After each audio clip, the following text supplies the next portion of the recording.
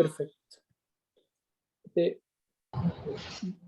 Buenas tardes con todos. Es para nosotros un gusto darles la bienvenida a este espacio que hemos trabajado de forma en conjunta con Extensión Galápagos del Gobierno Estudiantil bajo el marco de perspectivas Bienestar Dragón desde varias voces en Extensión Galápagos. Mi nombre es Flavio Carrera, yo soy coordinador de proyectos del Decanato de Estudiantes y el día de hoy vamos a llevar el e-workshop que lo hemos titulado Abuso de Sustancias, Prevención y Autocuidado, que estará a cabo de nuestro invitado Jacobo Recalde. Recordarles que este espacio está pensado principalmente para hablar de bienestar desde varias perspectivas, aportando al crecimiento y desarrollo de nuestros dragones en Extensión Galápagos. Les pedimos a las personas que están iniciando que si pueden ir apagando sus micrófonos para no tener interrupciones en cuanto al sonido, les agradeceríamos un montón.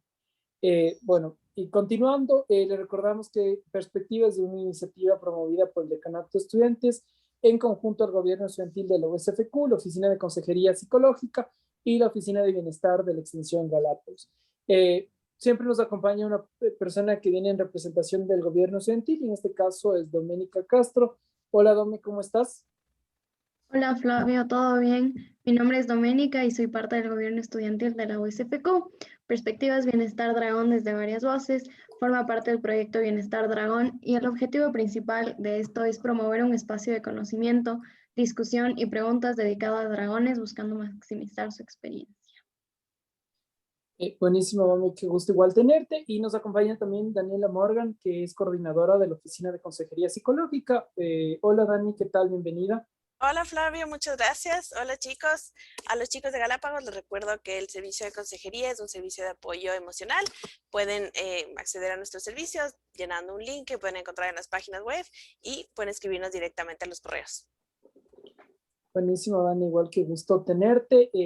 Solo recordarles que todos estos espacios están siendo grabados y están sujetos al Código de Honor y Convivencia de la USFQ porque en este sentido cualquier conducta ofensiva se seguirá el proceso establecido en el mismo.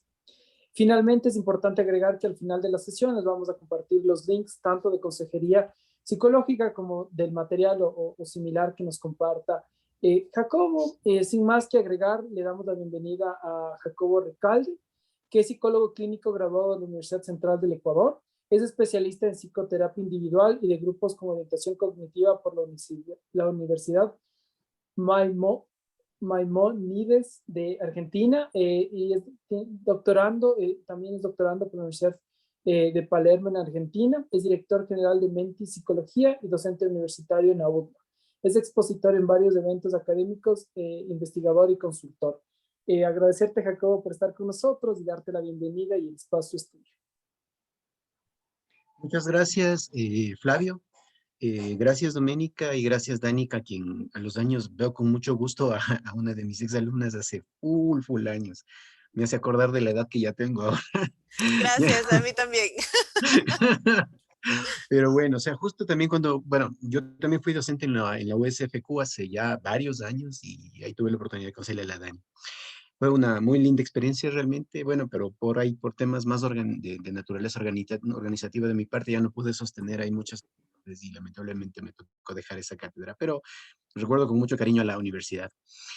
Bueno, verán, vamos a hablar el día de hoy acerca del uso, abuso y dependencia de sustancias psicoactivas. Ya hoy día probablemente vamos a hacer más bien una charla un poco más introductoria, diría yo, y algo más informal. Así que si tienen ganas de preguntar algo, les pido que lo hagan a través del chat, y Dani y Dome o Flavio, si necesitan en algún momento decir alguna cosa o preguntarme alguna cosa sobre lo que estoy hablando, me dicen nomás con confianza, porque realmente creo que así se lleva muchas veces mejor la charla. ¿Listo? Entonces, verán, primero que nada, para poder entender el tema del uso, abuso y dependencia de sustancias psicoactivas, tenemos que comprender que hay algunos términos que probablemente están un chance mal usados. Hoy por hoy, bueno, últimamente no tanto, pero durante probablemente los últimos 10 años se le ha dado una connotación un poco curiosa al término adicción, ¿ya? A ver, hay como algunas cosas que me parece que son importantes de mencionar respecto a este término, ¿ya? Porque una de las cosas que ocurre respecto al término adicción es que hay una dificultad de naturaleza técnico-científica con este término. casi se le ha puesto el nombre de adicción a casi cualquier tipo de conducta compulsiva, ¿no? Que hay que el adicto al trabajo, que el adicto al sexo, por ahí alguien alguna vez dijo, ¿me escuchan ahí? ¿Sí se escucha? Ya, chévere. Hay muchas veces que se plantea este tema de que la adicción al sexo, que la adicción a la comida, que la no sé qué, que la no sé, o sea, casi cualquier conducta termina siendo una adicción, ¿ya? Y de entrada el término adicción tiene una dificultad metodológica, que es el tema de que es difícil definir qué significa adicto y qué es un no adicto, esencialmente. ¿Por qué se los planteo desde esta lógica? Porque muchas veces yo tuve la oportunidad de trabajar en varios lugares en donde se atendía este tipo de consultantes y lo que ocurría era que cuando yo preguntaba regularmente qué entendían en estos grupos alrededor de ser un adicto o no adicto, no había una respuesta del todo clara, o sea, no había un tema conceptual ahí demasiado asentado y una distinción que te permitiese diferenciar esos dos aspectos. Entonces, cuando ustedes se ponen a buscar en los manuales internacionales de clasificación de enfermedades mentales, en el DSM es un poco diferente que en el CIE-10 porque el DSM actualmente tiene una nueva versión. Pero en el CIE-10, en la clasificación internacional de enfermedades, editada por la Organización Mundial de la Salud, no hacen mucho uso del término adicción. Y cuando nos referimos a sustancias específicamente, lo que hacemos es básicamente este continuo, uso, abuso y dependencia. ¿Ya? Entonces, el uso básicamente es el consumo ocasional con fines recreativos, ¿ya? Ahora, nosotros podemos plantear una lógica un poco curiosa, porque en el Ecuador, ¿qué significa ocasional y qué significa fines recreativos, no? Ahí entra una disyuntiva, porque el ecuatoriano promedio, que probablemente se recrea con este tipo de cosas, chupa quizás una vez a la semana, y cuando estás en la curva del universitario, probablemente 2 o 3, ¿sí? Durante sobre todo los primeros semestres. Ese tipo de cosas pasan. Entonces, a veces nosotros pasamos o estamos en ese umbral entre el usador y el abusador. ¿Me entienden?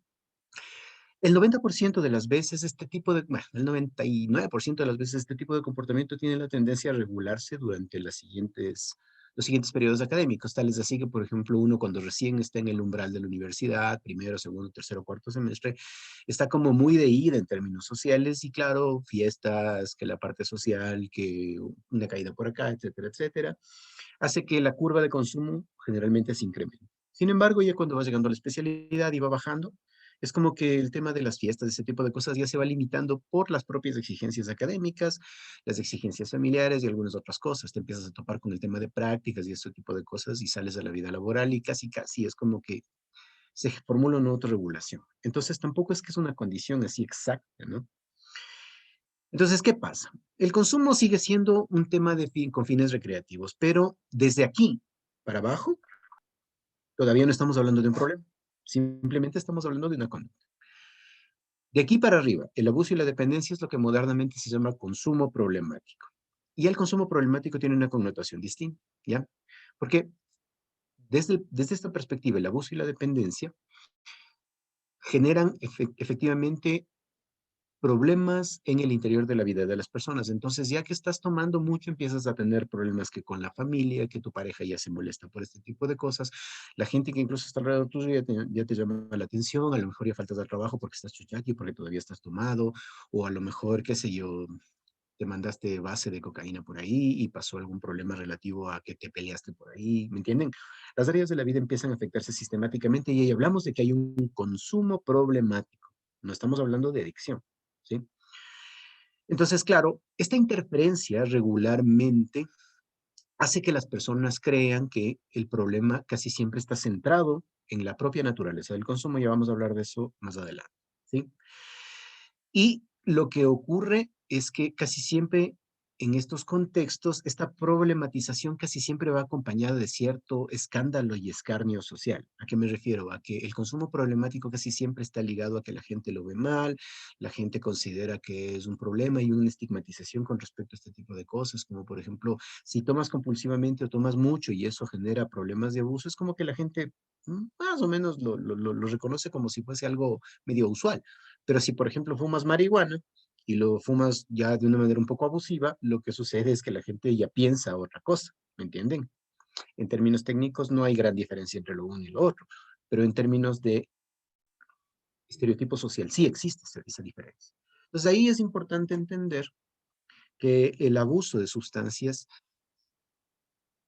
se termina convirtiendo en un problema más o menos importante, ¿ya? Entonces, de aquí en adelante, las cosas que pueden ocurrir es lo siguiente. El abuso puede llegar a tal nivel de problematización en donde se pasa hacia la dependencia a las sustancias, en donde el consumo básicamente se convierte en el eje central de la vida, ¿ya? Eso ya tiene implicaciones mucho más. Al convertirse en el eje central de la vida, una persona que es dependiente de las sustancias casi casi vive para consumir, ¿ya? Entonces aquí entran lo que nosotros llamamos los ciclos de consumo, la gente se queda enganchada durante días, semanas, y a veces la única forma en la que les detienen es porque terminan parando en servicios de emergencia o porque hay alguien que les encuentra que está al borde del colapso, ¿ya? Entonces, claro, ya visto desde esta perspectiva como un continuo y no como una condición en donde eres o no eres, entonces es mucho más fácil generar ciertas delimitaciones. Con esto no digo que los usadores no vayan a pasar al abuso y que los abusadores no vayan a pasar a la dependencia. Más bien, eso es, o sea, los usadores que se les empieza a ir la mano pasan.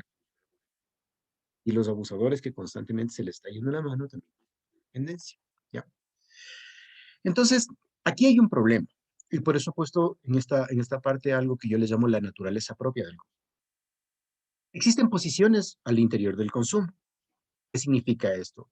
Hay una fuerte tendencia académico, técnico-científica que considera que el consumo es una enfermedad. O sea, que aquello que se refleja en el consumo, aquello que le llamamos popularmente adicción, sería una enfermedad, ¿ya? Sobre la cual la gente no tiene demasiado control y que tiene variables que son básicamente bastante específicas y predefinidas. Mientras que hay otra parte o otro segmento de científicos y académicos que considera que más bien es una estrategia de afrontamiento. O sea, en realidad, más que una estrategia de afrontamiento. ¿Qué significa esto? Significa que el consumo problemático, ¿sí?, estaría ligado directamente a variables psicogénicas y variables biológicas que se producen a través de una especie de hábito que vas aprendiendo, un gusto adquirido, y que de alguna manera te ayuda a gestionar algunas dificultades, ¿sí? Yo soy más proclive a pensar en esto segundo que en lo primero, porque en realidad cosas interesantes ocurren. Verán, les voy a explicar una cosa que me parece que es un dato interesante.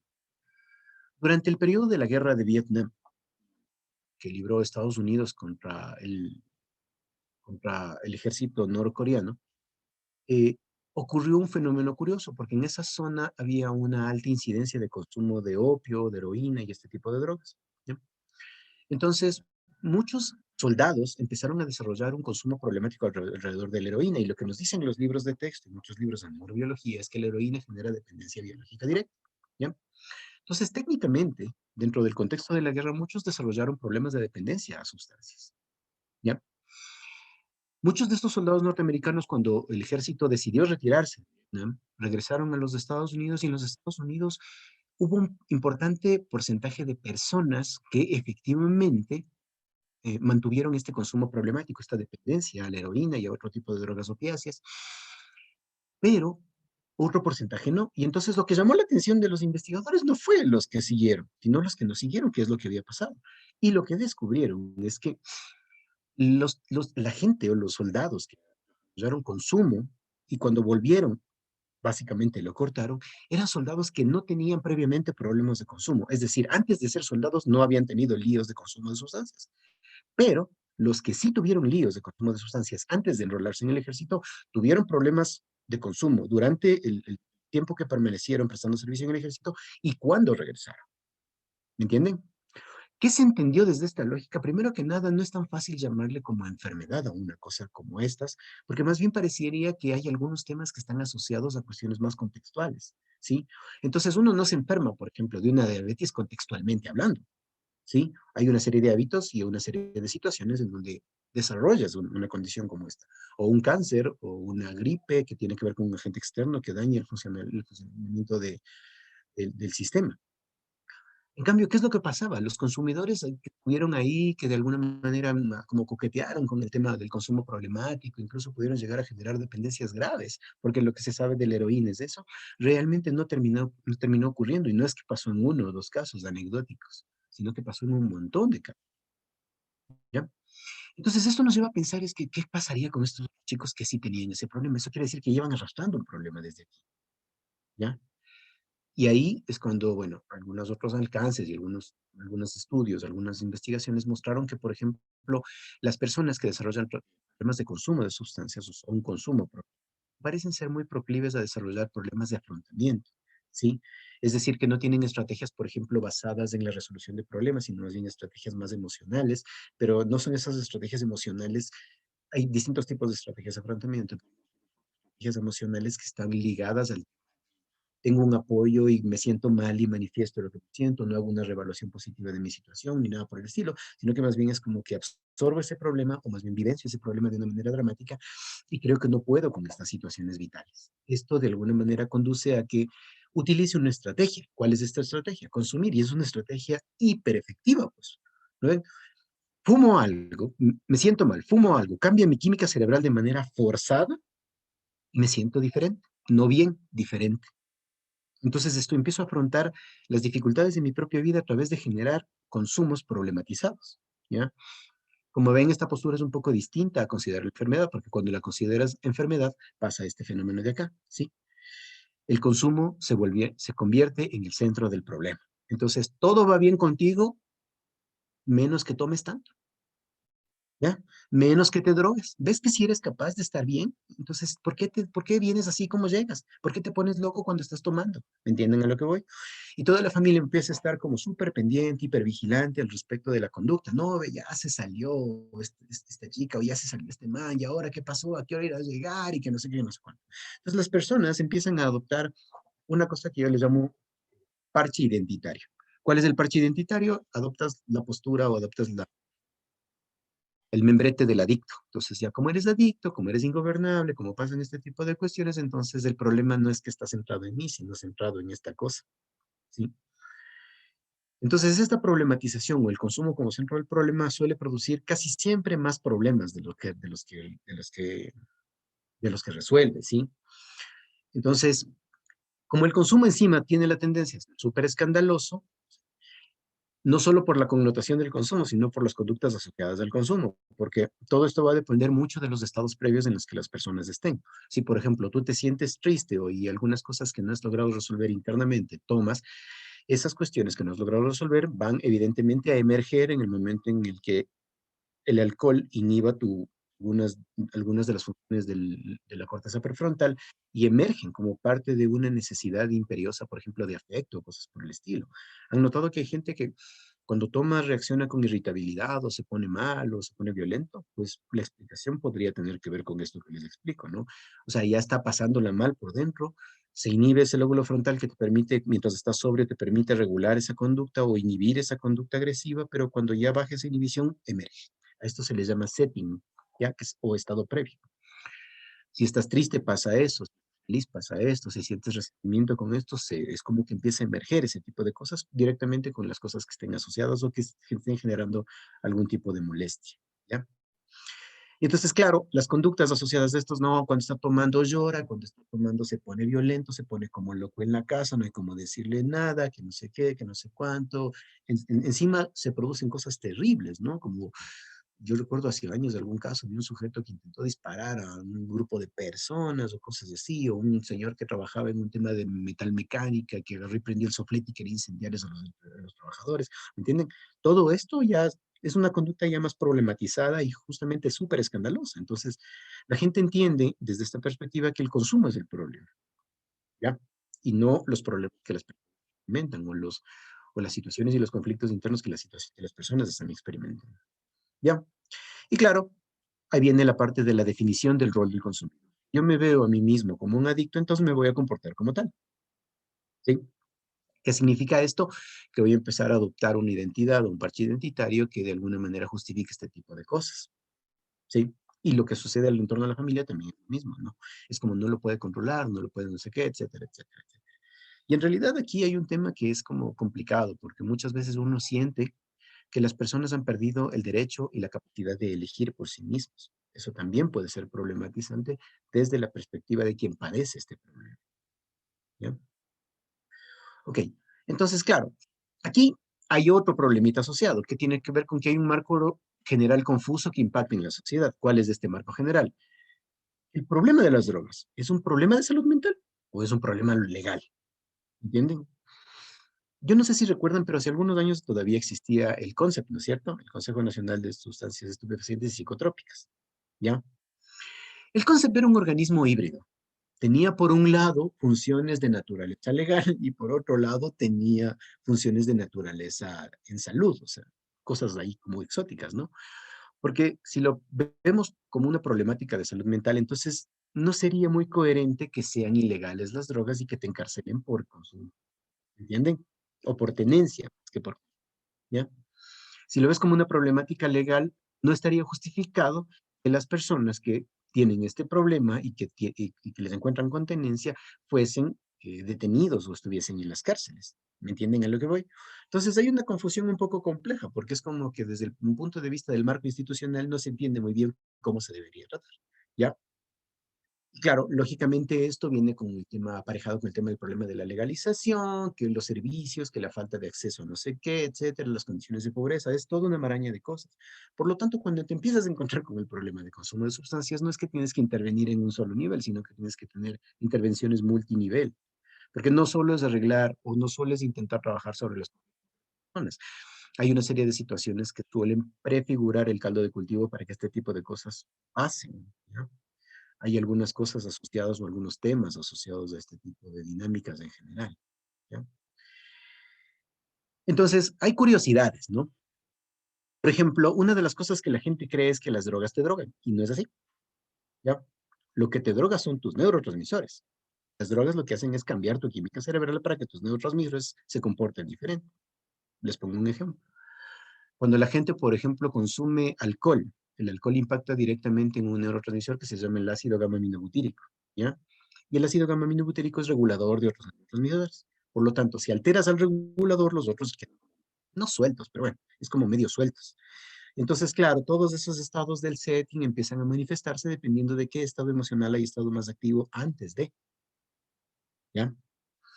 Entonces, por ejemplo, las drogas legales no son problemáticas, la gente asume esto, ¿no? Pero las drogas legales son las responsables de la mayor tasa de intoxicación, mortalidad, violencia y deterioro psicológico que existe, ¿ya?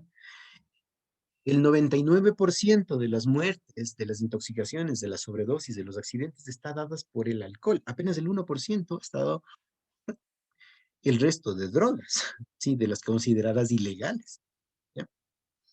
Otra cosa que la gente cree es que en las clases sociales bajas las drogas son un problema, y no es cierto. De hecho, en el observatorio, algunas investigaciones y datos obtenidos por la Policía Nacional y antiguo CONCEP y algunos observatorios, lo que se descubrió es que el índice de consumo de drogas es igual en todos los niveles socioeconómicos, simplemente la diferencia es que quienes están más arriba tienen acceso a drogas más caras y quienes están más abajo tienen acceso a drogas más baratas, ¿ya? Entonces, si te vas a los colegios pagados particulares del norte, de algunos, del norte de Quito, probablemente encuentres circulando cocaína, mientras que en los colegios de otras zonas más, un poco más periféricas, tal vez no encuentres circulando cocaína, sino base, ¿ya? Entonces es un tema de poder adquisitivo, ¿ya? Y otra cosa es que eh, el- justamente lo que les planteaba, las drogas se convierten en una especie de problema legal, lo que se diferencia es básicamente el acceso y las preferencias, ¿ya?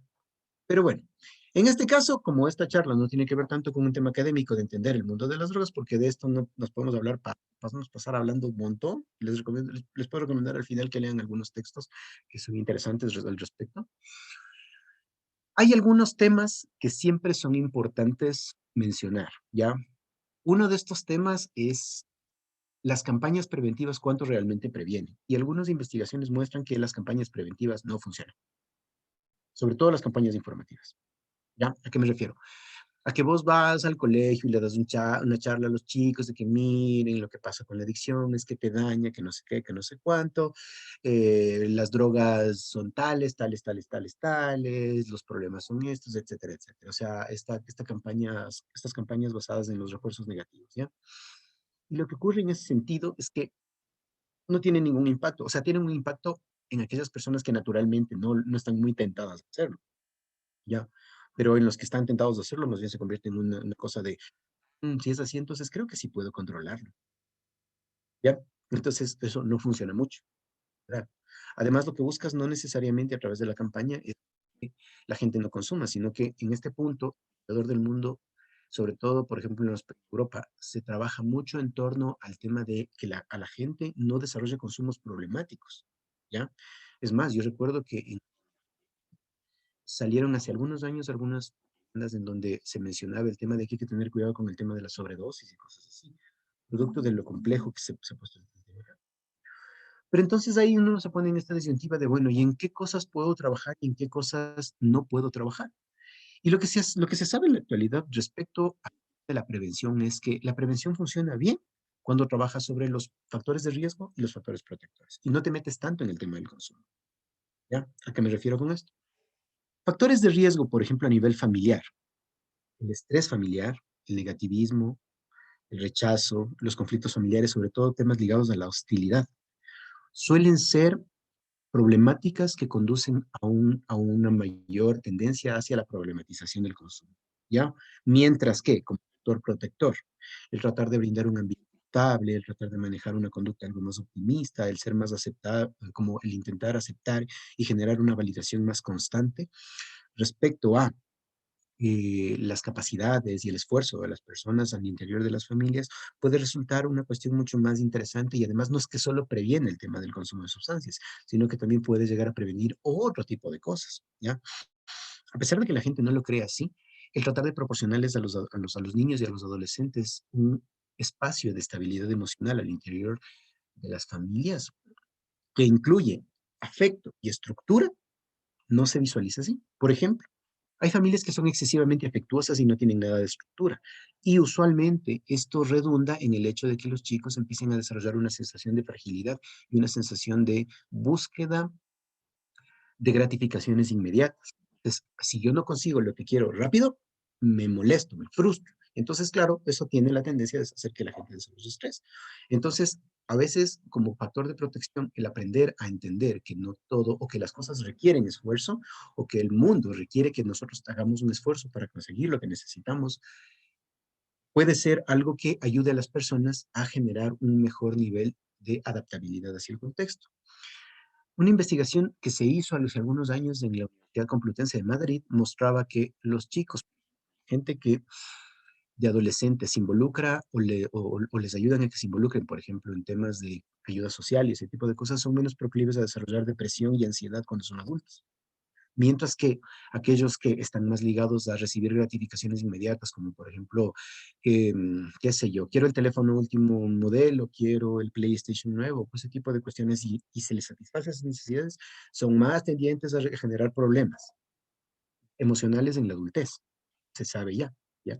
Y no solo en esa investigación, sino en algunas otras investigaciones que se han hecho alrededor del mundo, ¿sí? Y obviamente el tema de los conflictos familiares, por ejemplo, un factor muy complejo suele ser cuando las personas empiezan a tener la idea de que tienen que involucrarse en los conflictos familiares porque es una especie de obligación en términos de lealtades familiares. ¿A qué me refiero? A lo mejor tus papás se pelean constantemente y tú vivencias como eso, como si tuvieses que intervenir en esa situación. Pero realmente no es así, ¿ya? Porque ¿cómo manejas una situación desde una situación como esa? Desde la poca experiencia vital que tienes cuando eres joven y encima sobre problemas conyugales que son súper ajenos a tu propia realidad, ¿entienden? Entonces es como medio difícil intentar meterse en eso, pero muchas personas se meten en eso y terminan envueltos en un torbellino de conflictos familiares, en donde terminas como siendo jalado por esos conflictos y sientes que tienes la obligación de meter. Entonces una cuestión como factor protector muchas veces implica el aprender a distanciarse de esas cosas, no huir, distanciarse es diferente. Huir implica yo no quiero saber nada de esto y me voy. Distanciarse es esto probablemente no es un asunto que yo pueda manejar y que tenga que ver conmigo, así que probablemente no vaya a tratar de intervenir o estar lo más alejado que puedo de este tipo de dinámica, ¿sí? Otra cosa que sucede muy frecuentemente es que, por ejemplo, eh, los roles de la familia tienen la tendencia a tergiversarse y en esa tergiversación de los roles de la familia hay alguien que empieza a adoptar un papel que no le corresponde y eso genera obviamente cambios al interior de la familia, ¿sí? Hay otros factores ligados a lo que se llama, a lo que se entiende más como desarrollo personal, ¿ya? Que tiene que ver justamente con la tolerancia a la frustración.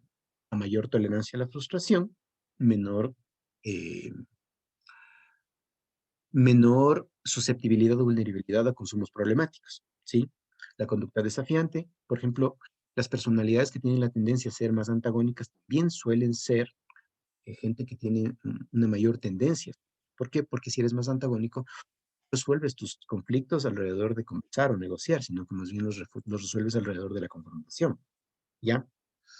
Y la otra son las perturbaciones emocionales, que tienen justamente que ver con temas relativos a cuestiones que no resuelves, conflictos internos que te están acompañando, ¿entienden?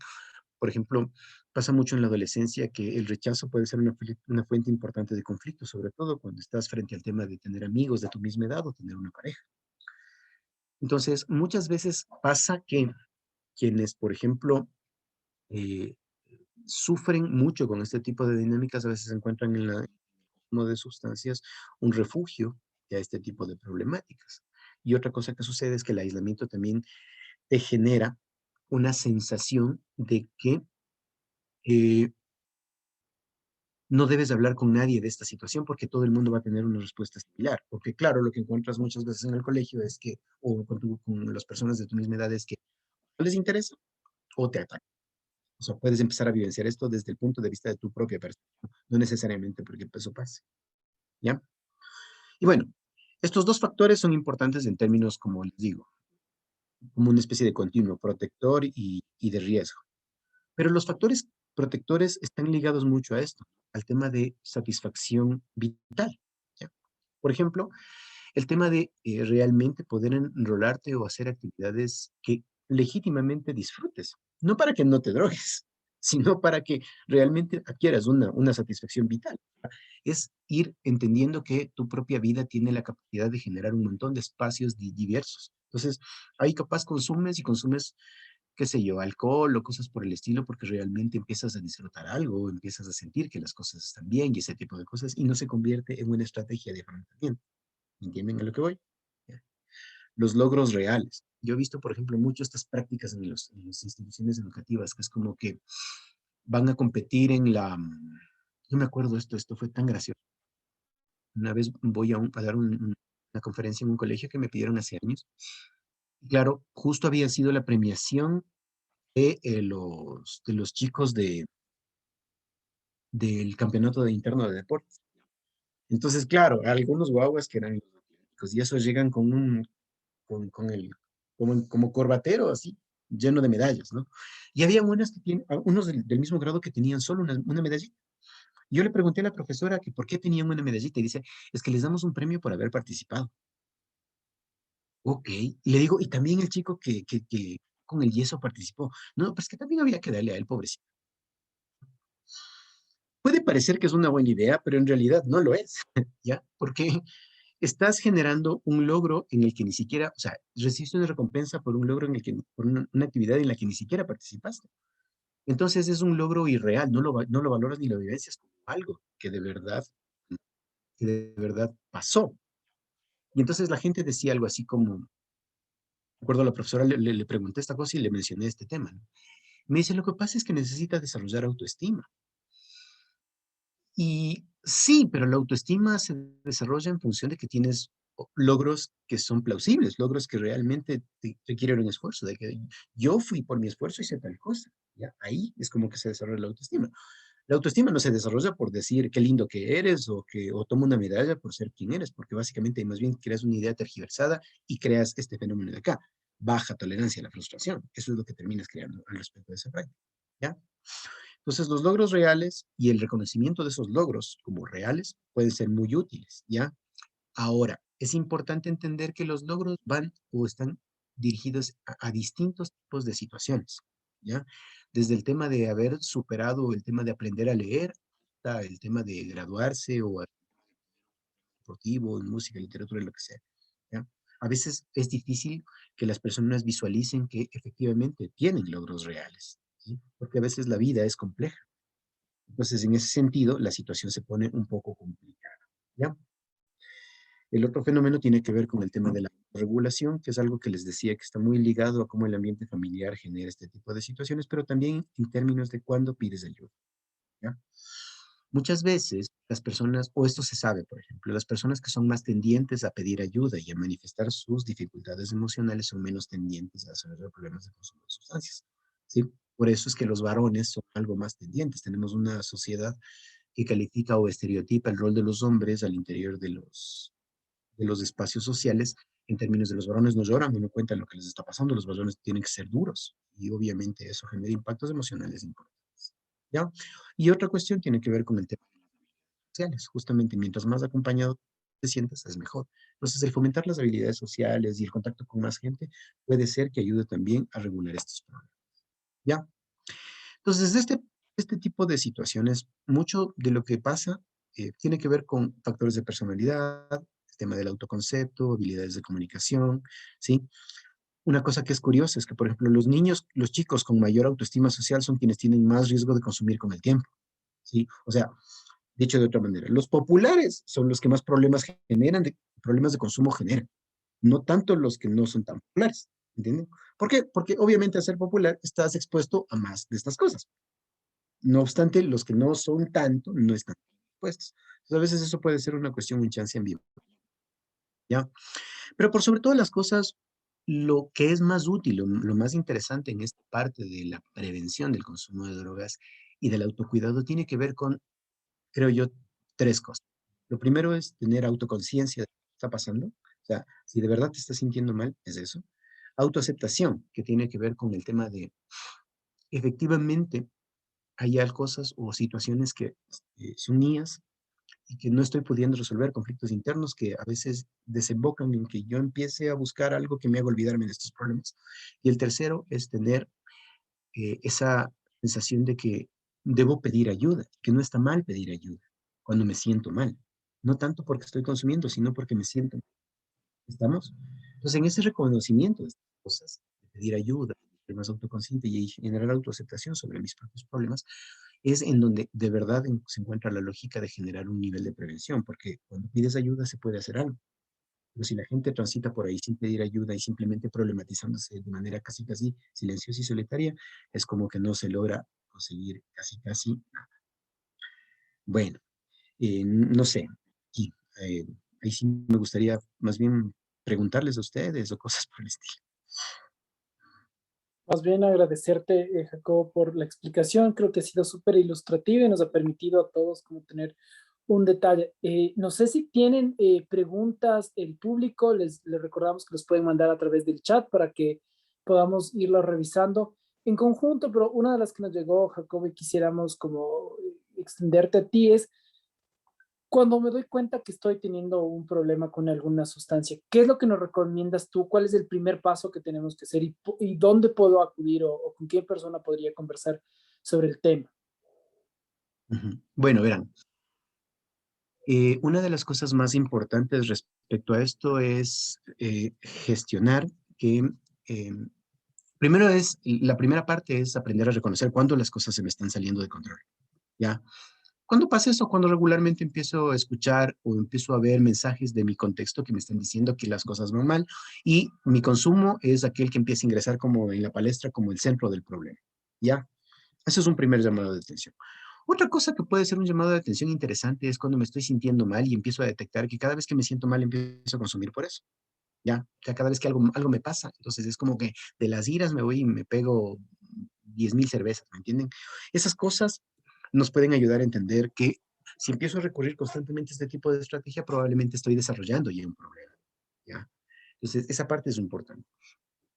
Entonces, ahí lo más útil casi siempre es tratar de buscar apoyo en el ambiente primario. Y si en el ambiente primario quiere decir como mis redes iniciales, familia, amigos, pareja, cosas así, siento que no me están ayudando o que más bien son quienes catapultan el problema, entonces en esa dirección, o quienes más bien empujan mis conflictos o están relacionados con mis conflictos.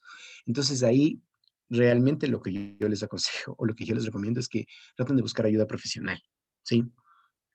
Por una razón bien simple. Si es que todo esto ya se está poniendo de esa forma, es porque evidentemente hay un montón de alertas internas que te están diciendo que se te está saliendo de las manos o que la capacidad de manejo que tenías de estas situaciones de alguna manera se está mermando. Entonces ahí es súper importante ya directamente, yo les recomiendo directamente ir a pedir ayuda profesional antes de que la situación se ponga peor. ¿Ya? Perfecto, Muchas Jacobo. gracias. Muchas gracias, Jacobo. Tengo otra pregunta. Alguien pregunta, ¿a qué se refiere este término de adicto funcional? La verdad es que esto de adicto funcional no tengo muy claro qué significa, ¿ya? Porque como te decía, el término adicto como tal es un término bastante cuestionable, ¿ya? Porque tiene una definición difícil. Pero, a ver, yo creo que, por ejemplo, las personas que usan recreativamente algunas sustancias y siguen manteniendo la funcionalidad de su vida, como que va, ¿entienden? Hay un punto en donde el abuso empieza a generar problemas y entonces ahí puede ser que siga siendo algo funcional tu vida, pero ya está generando problemas. Obviamente ya no es tan funcional. Entonces quizás más bien este término de adicto funcional haga referencia más al tema de los usadores, ¿sí? Y sobre todo esos usadores que están en la línea que están pasando del consumo recreativo al abuso, ¿sí? Tal vez ahí, ¿ya? Perfecto. Tenemos otra pregunta de una persona, pero no puedo abrir el chat. Algo le pasa a mi Zoom, no me permite ver el chat. Entonces, si esa persona quiere tal vez levantar la mano o prender su micrófono y conectar la pregunta, ahorita me apareció, pero me desapareció. Entonces, si esa persona puede, sería súper interesante.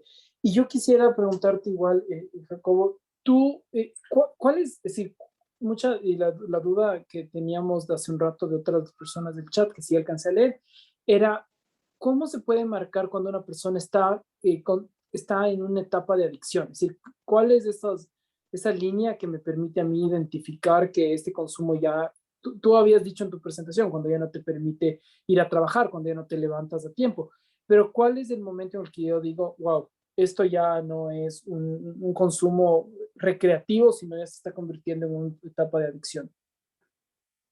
Verás, yo ahí generalmente hay dos indicadores. El primer indicador tiene que ver con el tema justamente de los problemas, pero el otro indicador es cuando el consumo está siendo favorecido desde la perspectiva del malestar psicológico, ¿ya? Entonces, me siento mal consumo y encima estoy empezando a tener problemas. Ahí ya tengo un consumo problemático evidente y evidentemente ya está funcionando como una estrategia de afrontamiento. En términos ya más pragmáticos, probablemente lo que le llaman tradicionalmente adicción esté mucho más cercano a lo que nosotros conocemos como la dependencia, ¿ya? Eso parecería que es como lo más cercano a la dependencia de sustancias, en donde la gente entra en estos círculos, en estos ciclos de consumo, en donde pasa días, consume, consume, consume, consume, consume, hasta que algo pasa por ahí, ¿ya? Entonces, eso es como sería más cercano. Pero ya el consumo problemático como tal ya tiene sus implicaciones o sus imbricaciones desde este punto, ¿no? Es el tema de estrategia de gestión para el malestar psicológico y el tema de la problematización de los espacios vitales. Sí, perfecto. Muchísimas gracias. Jacobo, creo que Cisne tiene la mano levantada. Cisne. Hola, hola Jacobo, ¿cómo estás? Gracias, Flavio. Lo mío no era una pregunta como tal, sino más bien quería saber si nos puedes facilitar, bueno, al menos a mí me gustaría leer un poco más sobre esto. No sé si nos podrías facilitar algún artículo o estudios sobre esta problemática, por favor.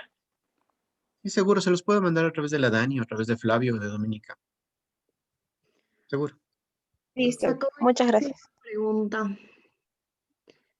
Como familiar o como amigo, ¿qué haces si es que te das cuenta que alguien cercano a ti está creando una dependencia a alguna sustancia o es como muy adicto o así? ¿Qué haces tú en esos casos si es que, digamos, la conversación ya no funcionó o intentar como ayudarle de otra manera ya no funcionó? Claro.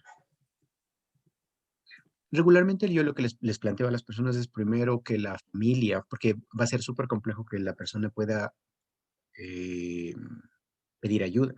Entonces a veces la familia sí puede pedir ayuda un poco para que les orienten acerca de cómo manejar este tipo de situaciones, ¿ya?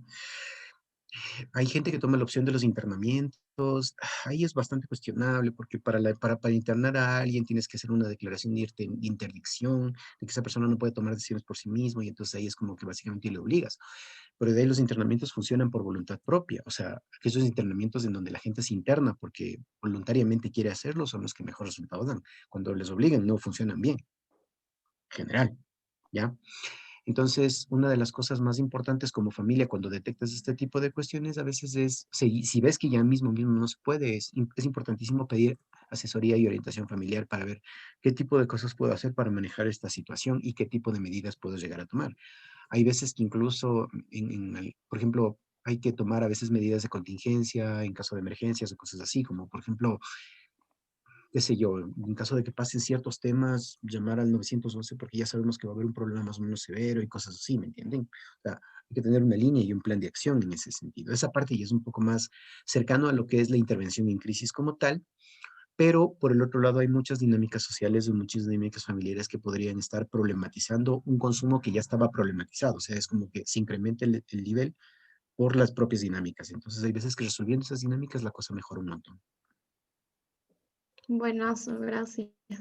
Muchísimas gracias, Jacobo, por acompañarnos en el espacio del día de hoy. En honor al tiempo y a las agendas de todos, quiero agradecerles y agradecerte a ti por habernos acompañado en este espacio. Recordamos a todo el público, si tienen preguntas, pueden canalizarlas a través mío, de Daniela Morgan, de Doménica Castro o de Carolina Velastegui. Nosotros encantados le comunicamos a Jacobo para tener una respuesta. Igual les vamos a compartir el material que Jacobo nos comparta a través de Cisne y de Carolina. Más bien agradecerles, recordarles que tenemos la Oficina de Consejería Psicológica, que en este caso nos acompaña Dani Morgan en la tarde de hoy para que ustedes puedan recibir todo el apoyo que ustedes necesiten en los diferentes escenarios, que Dani le va a dar paso para ir cerrando igual. Y agradecerte, Jacobo, por acompañarnos, por darnos esta charla muy ilustrativa y seguramente te vamos a extender la invitación para los estudiantes también del campus en Quito el próximo semestre. Sí, muchísimas gracias, Flavio, y muchísimas gracias, Jacobo. Ha sido una charla muy interesante. Creo que has mencionado todo lo que necesitábamos saber. Y aprovecho para recordarles a los estudiantes que la universidad cuenta con el Departamento de Consejería Psicológica. Si es que necesitan acercarse, es un apoyo emocional gratuito y confidencial. Entonces, háganlo con toda libertad. Y nuevamente, Jacobo, muchísimas gracias. Gracias a ustedes, espero que les vaya muy bien y mucha suerte. Chao. Cuídense, que estén muy bien. Hasta Muchas luego. gracias. Muchas gracias. Chao, chao. Dani, ¿te puedo hacer host para que tú cierres la charla? No, se me bloqueó todo. No puedo tocar nada.